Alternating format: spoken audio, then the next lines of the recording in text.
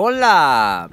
Salut, on est rendu la mi-avril, puis c'est sûr que là, ça commence à fondre, puis à ce temps-ci de l'année, bon, on a pas mal hâte que ça soit fondu. Donc, ce qui se passe dans notre enclos en ce moment, là, c'est souvent, c'est boiteux à peu près comme ça, là. Je vais vous montrer ça. On voit les poules là, qui picorent là-dedans. Donc, pendant tout l'hiver, les poules ont fait leur déjection sur le sol, sont allées dehors tout l'hiver et c'est souhaitable. On ne veut pas qu'elles restent encabanées tout l'hiver. Donc, une accumulation assez importante là, de déjection au niveau du sol. Et puis, il faut en fait s'assurer de bien gérer ces déjections-là. Pourquoi? Parce qu'à cause de leur surabondance, ça pourrait créer de la pollution en fait.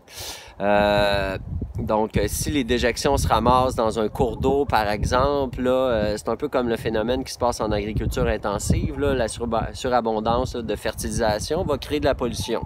Donc, on veut pas ça. Le truc, c'est qu'à l'automne, on va mettre la litière dans une épaisseur plus importante qu'habituellement dans l'enclos. Donc, moi, ce que je fais avant les premières neiges, je vais faire un bon nettoyage de la litière. Et puis, donc, je vais retirer la litière de l'enclos, puis je vais en mettre un bon pied là, de paille, de feuilles dans mon cas, parce que c'est les ressources auxquelles j'ai accès.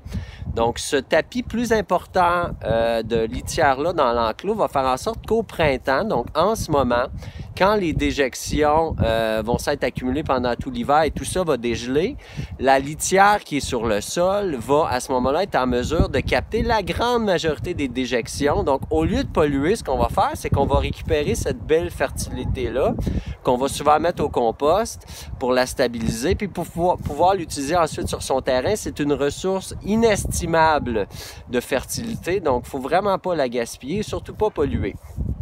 Donc, c'est vraiment une stratégie à adopter. Puis, pourquoi protéger son sol dans l'enclos? Bien, vous avez sûrement remarqué que si vous avez déjà eu des poules, on installe, mettons, un enclos dans un espace en herbe, puis avant longtemps, il n'y aura plus d'herbe. Il faut surtout pas laisser ça sur le sol à nu.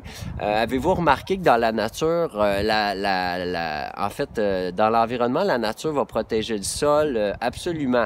Il va y avoir soit des végétaux morts comme des feuilles ou bien il va y avoir des végétaux vivants. Il va y avoir de la matière vivante. Donc, il faut protéger le sol absolument contre les rayons du soleil qui vont essentiellement tuer la vie du sol, mais aussi contre les événements comme la pluie torrentielle qui peut faire une espèce de lessivage de notre sol, de l'érosion éolienne également.